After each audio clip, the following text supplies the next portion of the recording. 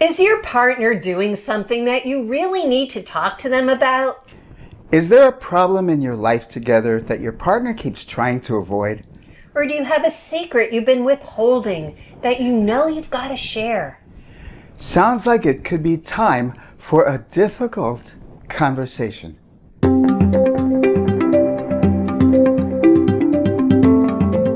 Hi, I'm Helene Brenner. And I'm Larry Letich. Welcome to The Art of Feeling. This is the beginning of a series on how to have a difficult conversation with your partner in a way that resolves issues and helps bring you closer together. And it doesn't have to be just with your partner either. It could be with a friend, a colleague, or a family member. If you dread these kinds of conversations, you're not alone. I think most of us would rather get a root canal than to initiate one of these conversations. We're afraid they're only going to make things worse with our partner, not better. That's why this first episode is about setting the stage for a difficult conversation, because if you start one on the right foot, it's much more likely to go well. And that's a very good thing, because it's hard enough to start one of these conversations once. It's even harder if it doesn't go well and you have to do it again. So without further preamble, let's get to our 5 points on how to set the stage for a difficult conversation. Point number 1, emotional safety is the key issue. Let's start with the big picture. The most important issue when approaching a difficult conversation with your partner is emotional safety. Bottom line, in order for it to go well, it needs to be emotionally safe for both of you. You're probably very aware that you're feeling afraid to start this conversation because of the way you think your partner is going to react. You might think he's going to get really angry or upset about what I have to say. Or you might think she'll say I have no right to feel the way I do. But think about this. Your partner probably is doing all these things to shut down the conversation because deep down they're feeling afraid too. From their perspective, you've just brought up a problem that's scary and painful to deal with. Maybe they feel like it's too hard to solve, so it's best not to talk about it. Or what if you want to talk about something they're doing that's upsetting you? Nobody likes feeling like their partner's unhappy with them. Or worse, that they've let their partner down. So whether they react defensively or dismissively or even angrily, it may look as though they're trying to overpower you, but underneath they're probably feeling afraid too. If you recognize this, it will help you keep your cool. This is also why it's so important to lower the threat level. But how do you do that? This leads to point number 2. Don't just blurt it out. Right, so many people hold back about something they know they need to talk about, and then all of a sudden something happens to set them off and they can't take it anymore and the whole thing just spills out. Why does this happen?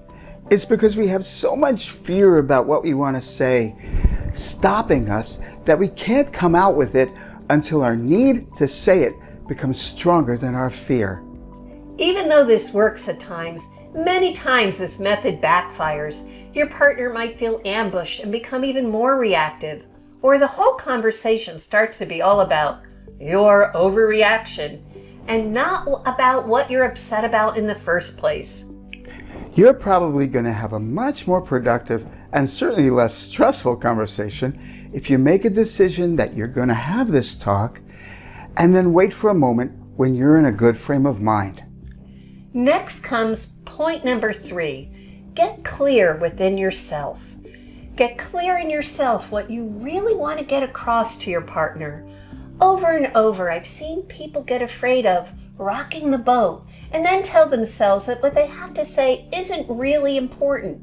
But if you're thinking about it and going over and over this imagined dialogue in your head, instead of actually having a real dialogue with your partner about it, or you keep putting it aside only to have it recycle again and again, then it really is important. Trust yourself. You really want to get clear in your mind the points that you really want to get across to your partner. This step is important because when you bring up a difficult topic for conversation in the heat of the moment, You might thought block and freeze.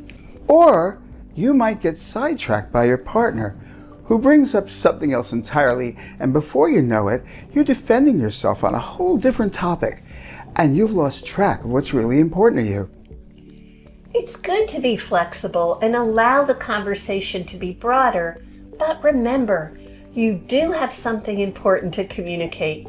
Remember what it was. Make sure that you talk about what you really want to talk about. Point number 4 is pick a good time and then offer choices. When is a good time to have a difficult conversation? Find a time when you can count on some privacy for at least 10 or 15 minutes, and when neither of you is overly exhausted, stressed, or emotionally upset. It's helpful to be on the lookout for a good opening. It could be an opening in a conversation you're already having, or it could be that you're creating an opening over a meal or walk together, and then you could say, "There's something I've been wanting to bring up with you. Would this be a good time? Or would you rather I do it later? What would you prefer?" This gives you more courage, and maybe even more important, it gives your partner a chance to prepare and to have some control. After all, you've probably been thinking about this topic for a while, but your partner probably hasn't been expecting this. If you bring it up calmly, at a good moment for both of you, and you even give them the choice, they're a whole lot less likely to feel caught off guard, and they won't think that you're trying to overpower them. This brings us to the last point, which is disarm your partner by leading with vulnerability. There's a temptation when you're heading into a difficult conversation to armor yourself up and come on like gangbusters. That way you don't feel so vulnerable, right? The trouble with this is, if that's how you act, your partner is going to feel more threatened, so they're going to be less receptive to you. What actually works better is if you're more honest and more vulnerable. For example, if you're feeling nervous, be open about it. Say something like, "I'm nervous to bring this up because I'm afraid you won't like it," or "I'm afraid you'll be angry at me." Let me tell you, this is a very helpful tip. In most cases, for most people, it's really, really hard to blow up at somebody you care about when they've just told you they're afraid you're going to blow up at them. Another thing you can say to your partner is, "I know this isn't easy to talk about. It isn't easy for me either, but I want to talk about it so that we can be closer or that we can work better together." This does 3 things. It shows that you understand how they feel, it shows that you feel vulnerable too, and it shows that you're doing this for the sake of getting closer and strengthening your relationship. This alone can help your partner feel calmer, less tense, and more open to what you have to say. But what if it really isn't safe? Before we end this episode, we need to talk about when you can't have a difficult conversation. If you have a partner, male or female, who reacts to the slightest bit of criticism from you by screaming and yelling at you for hours, Or by threatening to hurt you or themselves, or by punishing you with withdrawal or silence for days or even longer, that is not healthy. You didn't cause it, and you definitely don't deserve it, no matter what they tell you. These are signs of an emotionally abusive relationship. like being in a relationship with an alcoholic or substance abuser, you're not responsible for their behavior, and all the work you try to do to become a better partner for them most likely won't turn them into an emotionally safe partner. You need and deserve help to deal with it, and they need help too. So let's recap. To set the stage for a difficult conversation, remember to do the following. Emotional safety is the main issue. Don't just blurt it out. Get clear within yourself about what you want to say. Pick a good time and then offer choices. Lead with vulnerability. Follow these points and you may already be on your way to having a very successful, difficult conversation. In the next video in this series, we're going to talk about things you can say and do during the conversation to help it go more successfully.